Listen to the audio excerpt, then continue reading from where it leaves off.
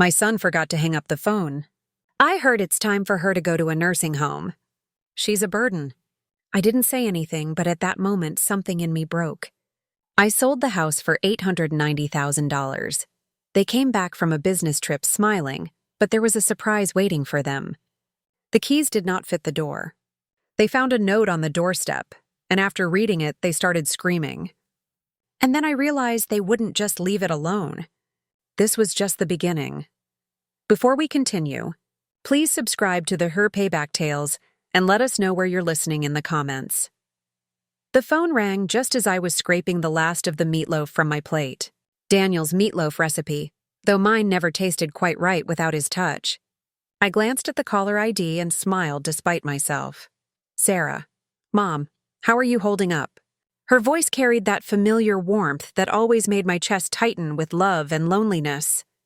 I settled into Daniel's old recliner, the leather worn smooth from years of his evening reading sessions. Oh, you know me, sweetheart. Just finished dinner and was about to watch the news. I didn't mention it was leftovers from 3 days ago, or that I'd been staring at Daniel's photo on the mantel for the better part of an hour.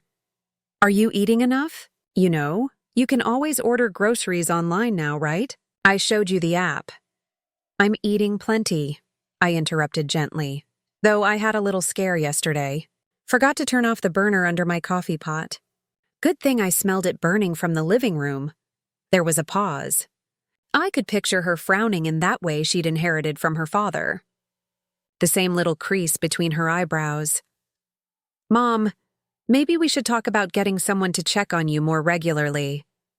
Ethan thinks I'm fine, Sarah. Really? How's your business trip going? You're in Phoenix, right? Yes, the conference ends tomorrow. Ethan's been handling most of the client meetings while I sit through these endless presentations about digital marketing trends. She laughed, but it sounded forced. Listen, Mom, I should probably get going. Ethan and I have dinner plans with some potential investors. Of course, sweetheart. I love you. Love you too, Mom. Take care of yourself, okay? I heard a click, then rustling sounds. She must have dropped the phone in her purse, I thought, reaching to hang up my end. But then I heard voices, muffled, but clear enough through her phone's microphone. Ethan, you see how she's deteriorating? Sarah's voice, no longer warm and caring. She forgot to turn off the stove yesterday. What if she burns the house down? My hand froze on the receiver. Ice spread through my chest. It's time for a nursing home, Sarah. Ethan's voice, cold and matter-of-fact. She's becoming a burden and you know it. Your mom's a good woman, but she can't live alone anymore. The house is worth almost $1 million now. Sarah's tone had shifted to pure calculation. With Denver's market, we could probably get $900,000, maybe more. Exactly. Ethan sounded pleased. We could sell it, put her somewhere decent, not too expensive, and finally buy that house in Boulder we've been looking at, the one with the mountain view. My daughter laughed. Actually laughed. God, Ethan, you should have seen her tonight. So grateful just to hear from me. She has no idea we're planning this. The longer we wait, the more confused she'll get. We should strike while she still trusts us completely. The phone slipped from my numb fingers, clattering onto the hardwood floor Daniel and I had installed together 23 years ago. Every board laid by my own hands, every nail driven with thoughts of our family's future. I sat in the sudden silence of my empty house, staring at Daniel's photograph. His eyes seemed to bore into mine with an expression I couldn't quite read. Disappointment, warning, or maybe just the terrible knowledge that comes to those who've already left this world. The grandfather clock in the hallway, Daniel's anniversary gift to me 15 years ago, ticked steadily in the growing darkness. Outside, the first spring crickets began their evening song in the garden Daniel had planted, and I still tended. Something cold and hard settled in my chest, replacing the warmth I'd felt hearing my daughter's voice just moments before. My hands, weathered from decades of construction work, slowly curled into fists. They thought I was a burden. They thought I was confused, helpless, ready to be managed and discarded. They were already spending my money, already planning their new life in my grave. But I wasn't dead yet. and I wasn't nearly as confused as they believed. I don't know how long I sat there in the dark, Daniel's face watching me from the silver frame on the end table. The house felt different now, as if the walls themselves had heard my daughter's betrayal and were holding their breath. My legs felt unsteady when I finally stood to turn on the lamp. The warm light fell across the living room we'd furnished piece by piece, each item chosen with care and saved for with sacrifice. The burgundy sofa where Sarah used to curl up doing homework. The coffee table I'd built in the garage, sanding it smooth while she played at my feet. I walked to the kitchen and opened the drawer where I kept old receipts and papers. My fingers found the folder I was looking for without conscious thought. Years of financial records I'd never thrown away because Daniel always said, "You never know when you might need them." University of Colorado tuition receipts, $48,000 over 4 years. I remembered those double shifts, coming home with concrete dust in my hair and plaster under my fingernails.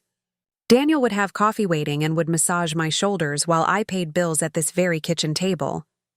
"Maria, you're working yourself to death," he'd said one night, watching me calculate how to afford Sarah's spring semester. "She deserves better than we had, Daniel. She's smart enough for anything." Daniel had kissed the top of my head. "Just don't give her so much that she forgets to be grateful." I should have listened. God, I should have listened. The wedding receipts were in there too. $32,000 for one day. I told Sarah we could afford $5,000, maybe $8,000 if we stretched, but she'd cried, actually cried, about wanting her dream wedding. I'd worked weekends for 6 months installing hardwood floors for a contractor friend who paid me under the table.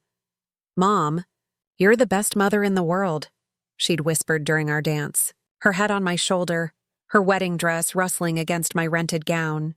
I'll never forget this. But she had forgotten. Just like she'd forgotten who co-signed her first car loan when her credit wasn't good enough.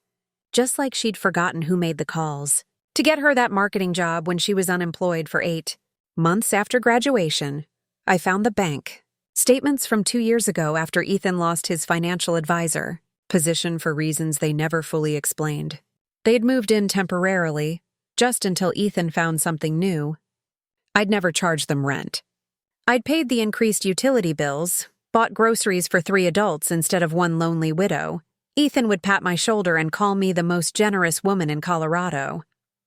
Sarah would hug me and say, "Mom, we'll pay you back when we get on our feet." They'd been on their feet for over a year now, both working good jobs, both making more money than I ever had. But they'd never mentioned moving out, never mentioned paying me back. The anniversary dinner I'd paid for last month, $200 at that fancy steakhouse downtown because Ethan said they deserved to celebrate. The car repair bill I'd covered when Ethan's BMW needed a new transmission, $3,000 that cleaned out my emergency fund.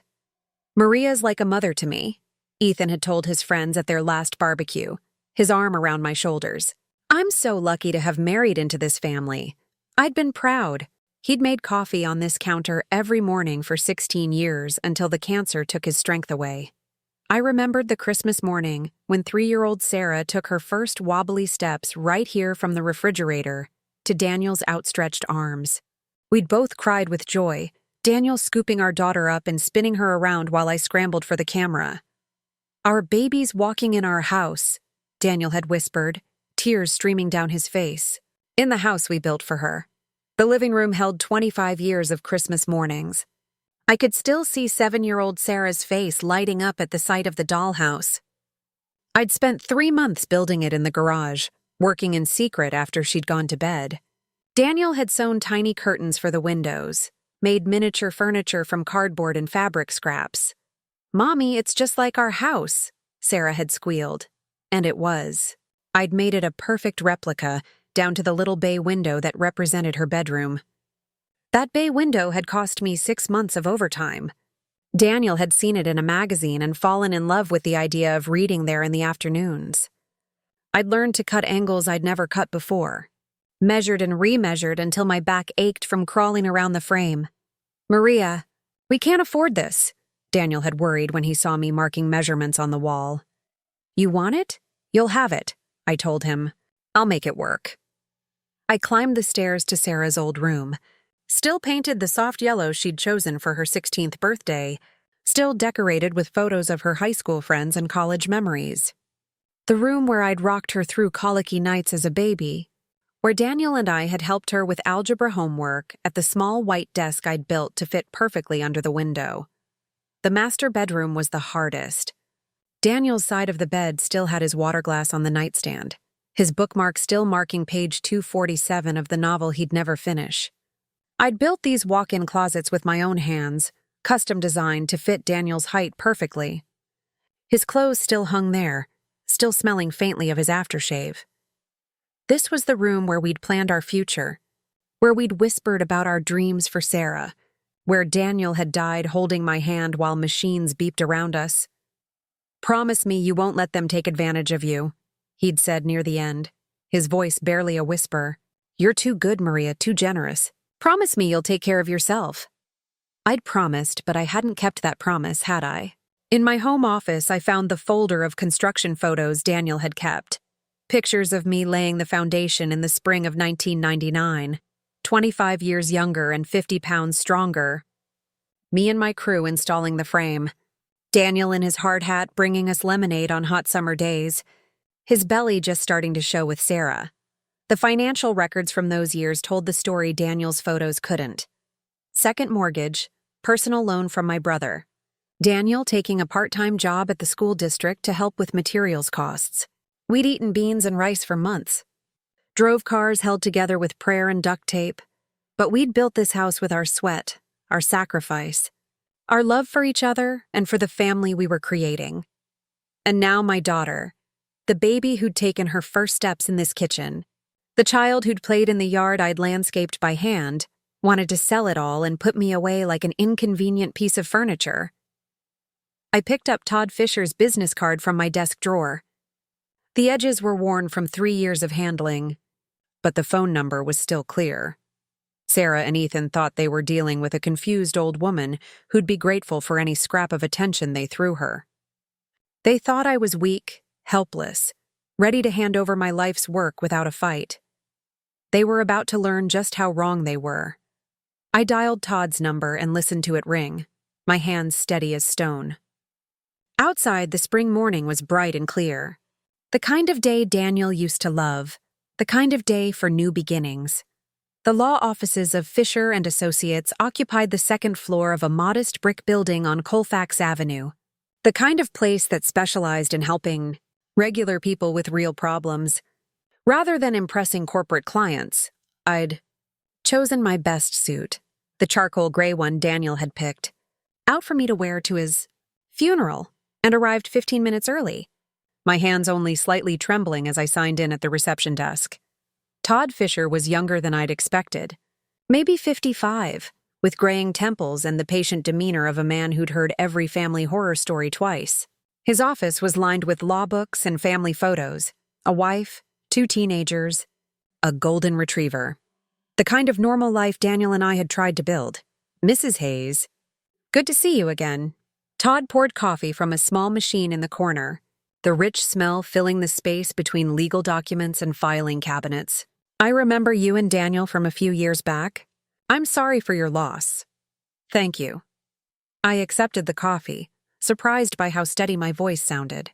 "I need to discuss something delicate about my daughter and son-in-law." Todd settled behind his desk, pen ready. "I'm listening." I told him everything.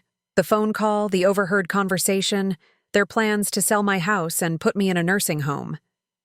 Todd's expression never changed, but I caught him shaking his head slightly when I described their eagerness to spend my money on their Boulder dream house. "Unfortunately, Mrs. Hayes, this scenario is more common than you'd think." Todd set down his pen and leaned back in his chair. Adult children often assume they know what's best for their aging parents, especially when valuable assets are involved. But they can't actually do anything, can they? I mean, legally. Let's start with the basics. The house is titled in your name only since your husband's passing, correct? That's right. Daniel and I owned it jointly, but when he died, it transferred to me automatically. Then, legally speaking, your daughter and son-in-law have absolutely no claim to your property. They cannot sell it, cannot force you into a care facility, cannot make any decisions about your assets without your explicit consent. Todd pulled a legal pad from his drawer and began making notes. The house belongs to you. Period. Relief flooded through me, followed immediately by something sharper. So if I wanted to sell it myself, you could put it on the market tomorrow if you chose to. It's your property, your decision. Todd looked up from his notes. May I ask why you're considering that option? I thought about Sarah's laugh when she'd called me a burden, about Ethan's cold calculation of my worth, about 25 years of sacrifice reduced to a real estate transaction. They think I'm helpless, confused. They think they can manage me like a piece of property. My hands clenched around the coffee cup. Maybe it's time I showed them exactly how sharp my mind really is. Todd was quiet for a moment, studying my face. Denver's housing market is incredibly strong right now, especially in your neighborhood. Properties are selling within days, often for cash offers above asking price. He paused. If you were serious about selling quickly before your daughter and son-in-law return from their trip, how quickly could it happen? With the right buyer, and there are plenty of investors looking for properties like yours, we could have a sale completed within a week, maybe less. Todd leaned forward. But Mrs. Hayes, this is a major decision. Once you sell, there's no going back. I built that house with my own hands, Mr. Fisher. Every board, every nail, every custom detail. I know exactly what I'm doing. We spent the next hour discussing practicalities, market value estimates, cash buyer networks, legal requirements. Todd explained that he could have everything prepared within 24 hours if I was serious about proceeding. The consultation fee is $200, Todd said as I prepared to leave. If you decide to move forward, that applies toward my legal fees for the sale. I paid in cash, feeling more clear-headed than I had in months.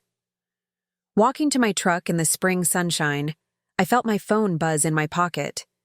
Sarah's name appeared on the screen, and for the first time since her betrayal, I smiled. The phone rang once, twice, 3 times. I could picture her in some hotel lobby in Phoenix, probably checking her watch, wondering why her grateful old mother wasn't jumping to answer her call. Let her wonder. Let her and Ethan make their plans about my future, my house, my life. They were in for the surprise of their lives. The phone kept ringing as I climbed into my truck. Todd Fisher's business card secure in my wallet. Oh, you know how these business conferences are. But listen, I have the most wonderful news. She paused for dramatic effect. Ethan and I have been planning something very special for you. I gripped the phone tighter, my knuckles going white. Oh, we want to treat you to a vacation. You deserve some rest and relaxation after everything you've been through since Dad died. Her voice carried that practiced sympathy I now recognized as manipulation. There's this beautiful place we found. It's like a resort, but with medical staff on hand, just in case you need anything. A resort with medical staff. My jaw clenched so hard I thought my teeth might crack. That sounds lovely, sweetheart. You really didn't need to go to such trouble for me. Days 4 through 6, I became a man with a secret mission. I researched apartments online, looking for something small but comfortable, somewhere I could start over with nearly $900,000 in the bank. I found a place in Highlands, a senior community with golf courses and a community center, the kind of place Ellen and I had sometimes talked about for our golden years. I also called storage facilities, planning which of Ellen's things I'd keep and which I'd have to leave for the new owners. Her china, definitely her jewelry box, the photo albums, the essentials of a life lived together. Days 7 through 9 brought a strange confidence I hadn't felt in years. Each morning I woke up knowing I was one step closer to freedom, one step closer to showing my daughter that her confused old father was sharper than she'd ever imagined. Mrs. Patterson from next door noticed the activity, asked about the inspectors and official-looking people. Just some work being done, I told her, hating the half-truth, but knowing the full truth would spread through the neighborhood before I was ready. On day 8, Brian called with final confirmation. Everything's on track for tomorrow's closing, Mr. Hayes. The buyers are thrilled with the inspection results. Wire transfer will be completed the same day. You'll have access to funds immediately. That night, I packed a single suitcase with clothes and personal items, not because I was moving yet, but because I wanted to be ready for anything. I looked at Ellen's photo in our dresser and whispered, "I hope you understand what I'm doing." Friday morning arrived bright and clear, the kind of spring day Ellen used to say was Denver at its finest. I dressed carefully in my best suit, not the funeral suit, but the navy one Ellen had bought me for Caitlin's college graduation. The title company office was all professional efficiency and congratulations. The buyers were represented by their attorney, a sharp woman who double-checked every document. Brian handled the paperwork like a conductor leading an orchestra. "Mr. Hayes, if you'll sign here and here and initial there." Each signature felt like cutting a chain. The deed transfer, the settlement statement, the final acknowledgement that 1247 Maple Street no longer belonged to Roy Hayes, and this is your wire transfer confirmation. $890,000 less closing costs has been deposited to your account. I stared at the numbers on the paper. More money than I'd ever seen in one place.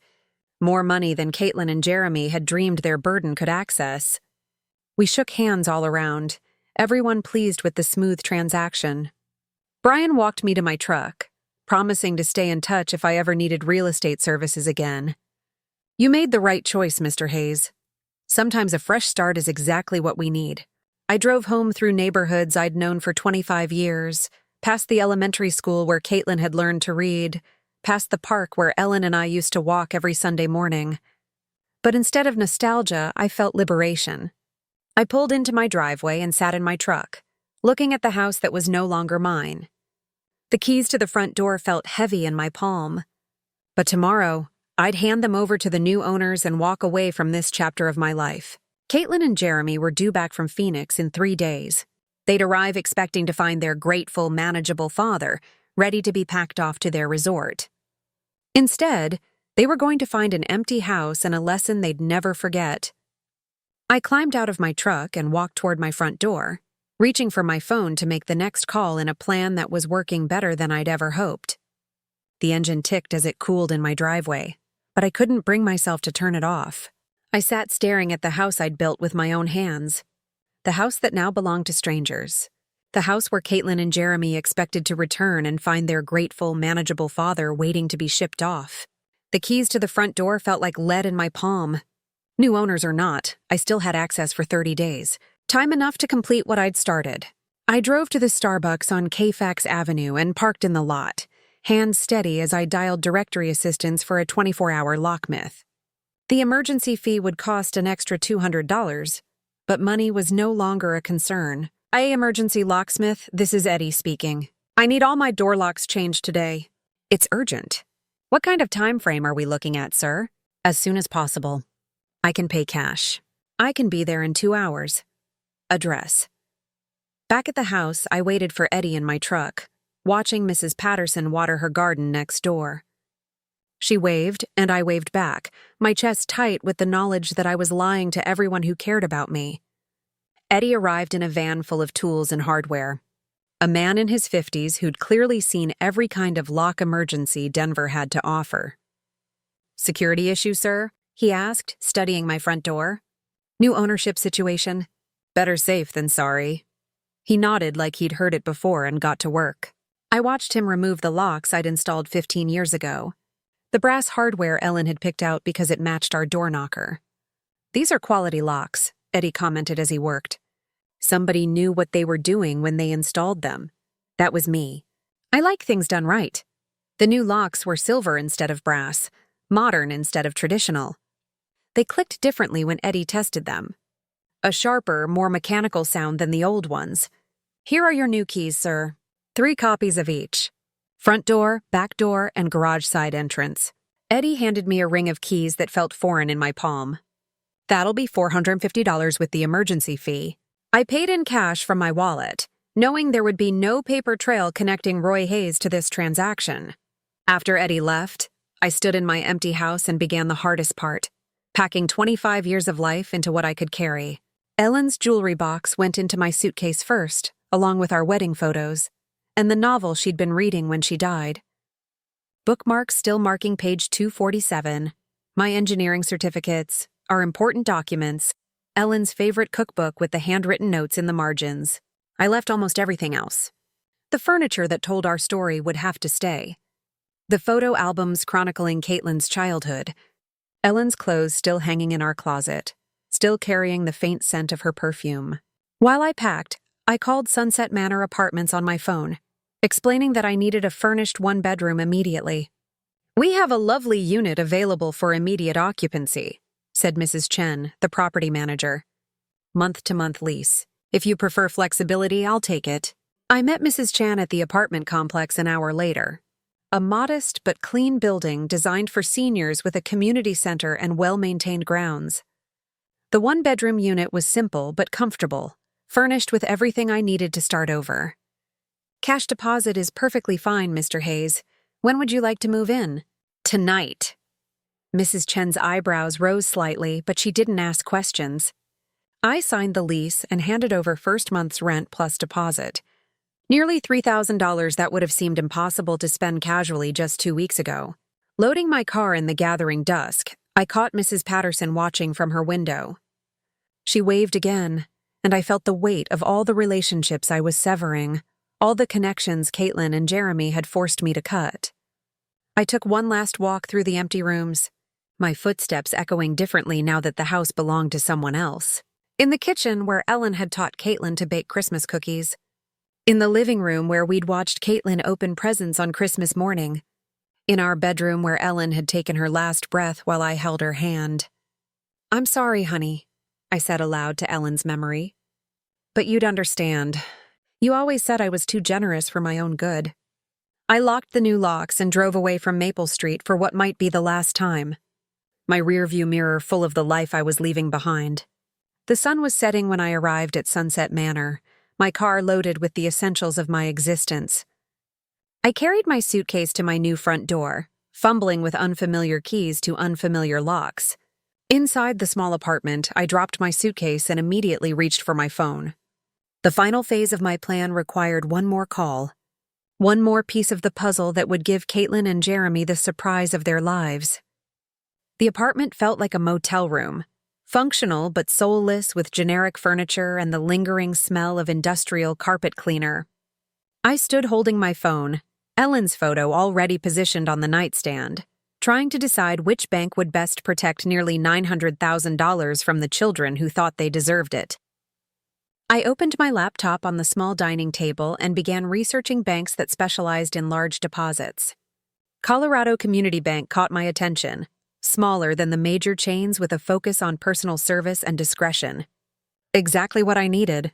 Colorado Community Bank, Private Banking Division. "This is David Morrison. Mr. Morrison, my name is Roy Hayes. I need to open an account for a substantial deposit around $890,000. The brief pause on the other end told me David was recalculating his day. "We'd be absolutely delighted to work with you, Mr. Hayes. When would be convenient for a consultation?" "Monday morning, 9 a.m. Perfect. I'll have everything prepared."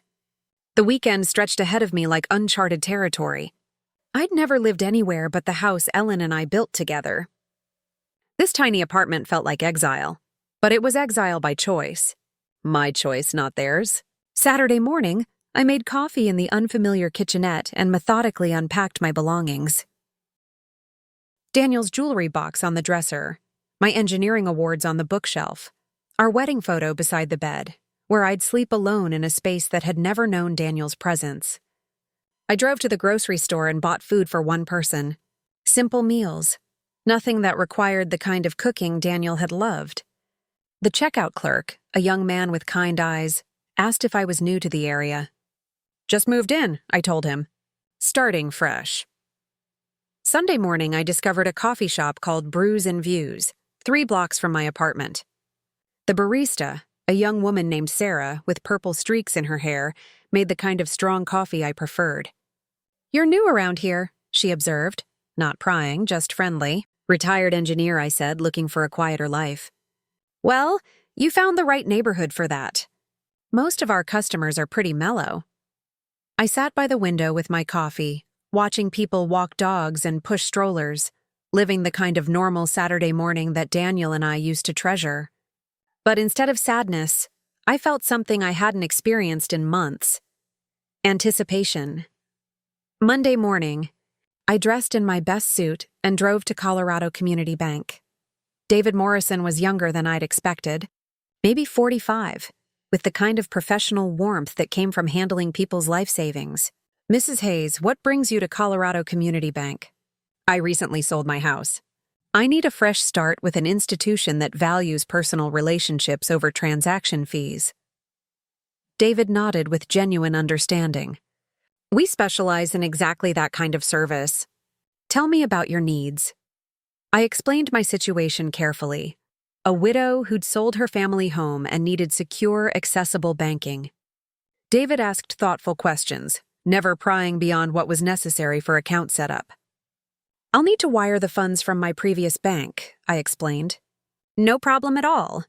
We can initiate that transfer today, and the funds should clear by Wednesday." David prepared the paperwork with quiet efficiency. Online banking, debit card, and checkbook, all standard services. Given the amount, I'd also recommend our premium account package for additional security features.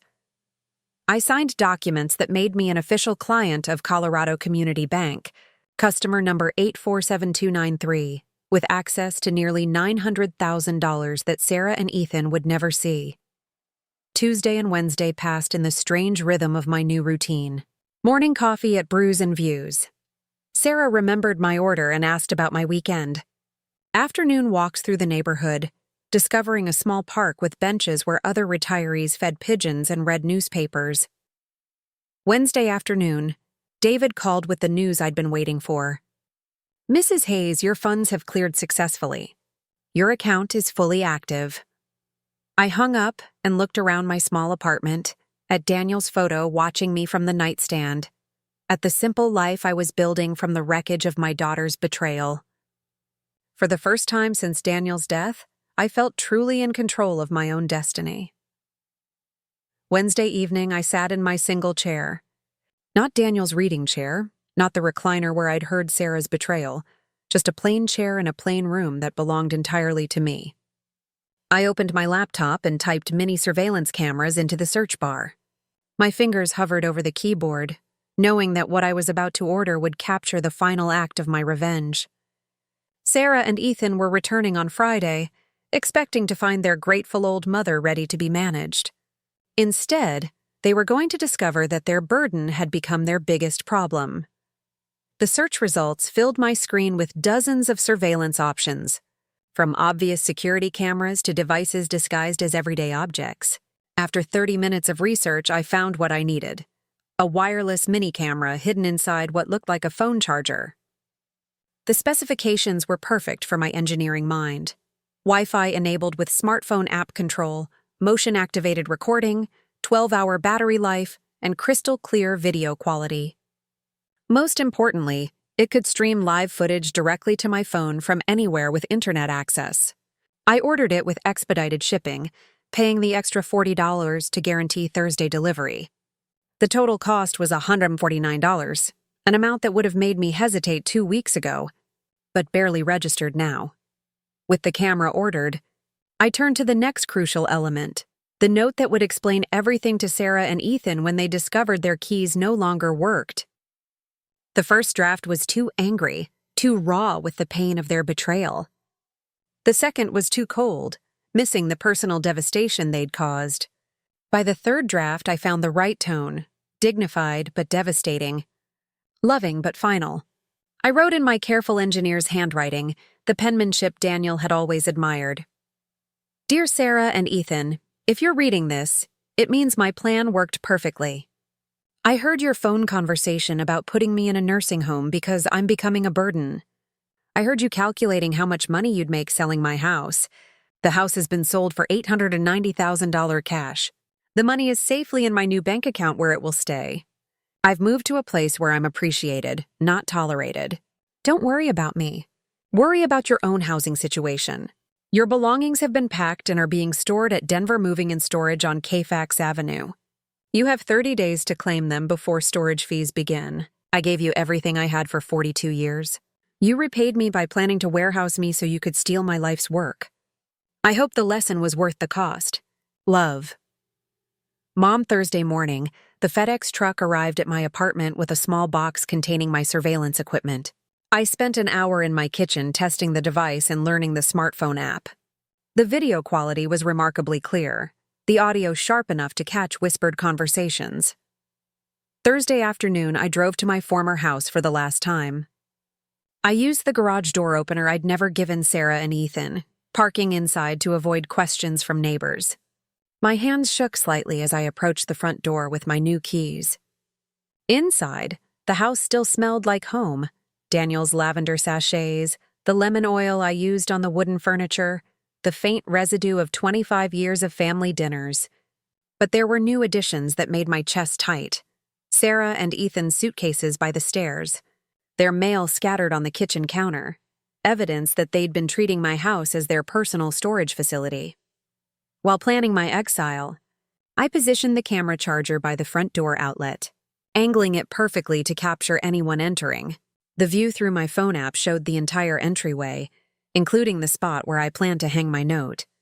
I tested the motion detection, walking in and out of frame until I was satisfied the system would capture every moment of their return.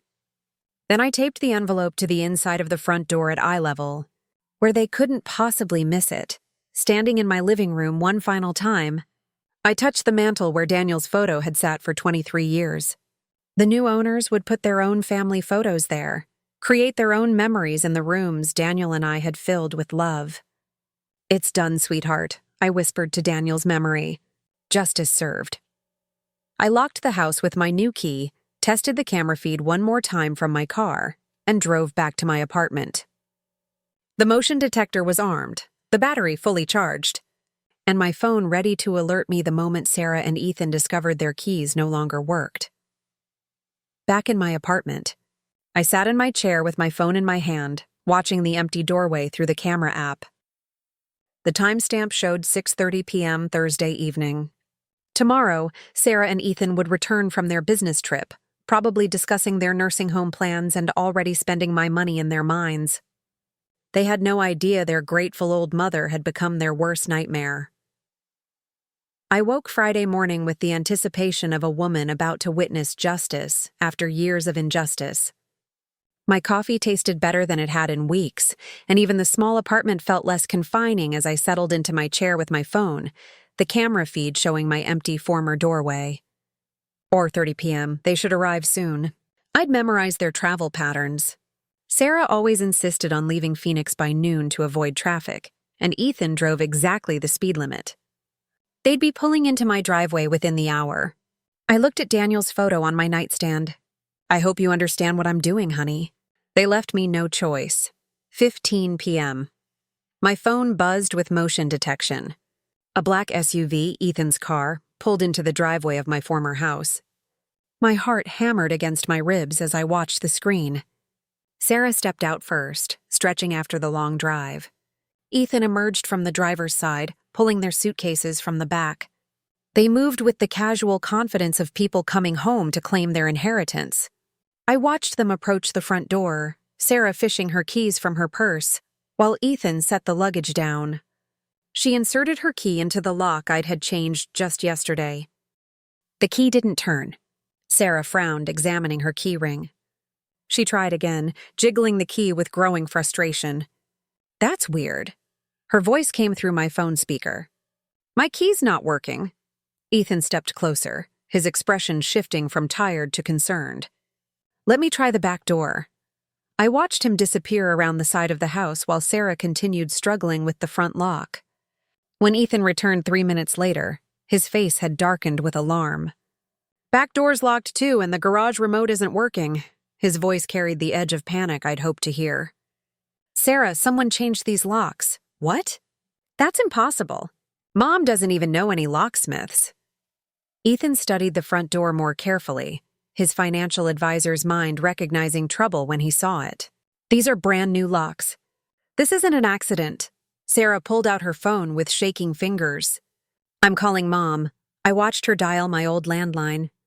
The number I'd had disconnected 3 days ago. After several rings, her face crumpled with confusion.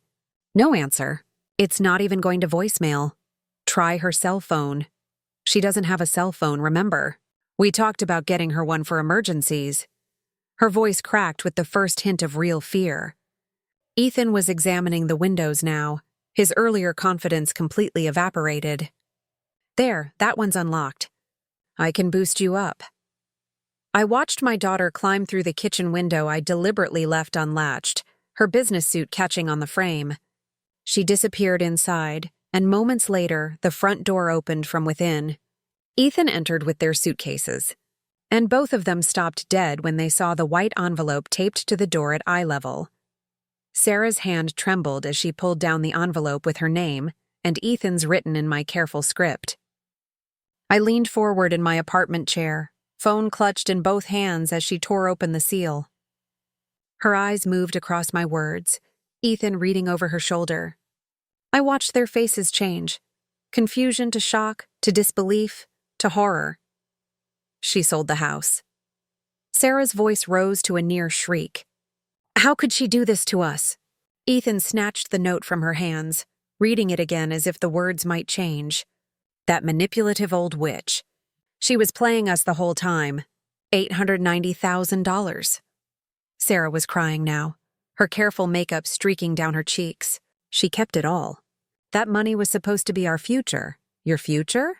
Ethan snapped, his mask of devoted son-in-law finally slipping. This is your mother, Sarah. You should have handled this better. My fault? She whirled on him, years of suppressed resentment boiling over. You're the one who said she was becoming a burden. You're the one who pushed for the nursing home. Well, she was a burden.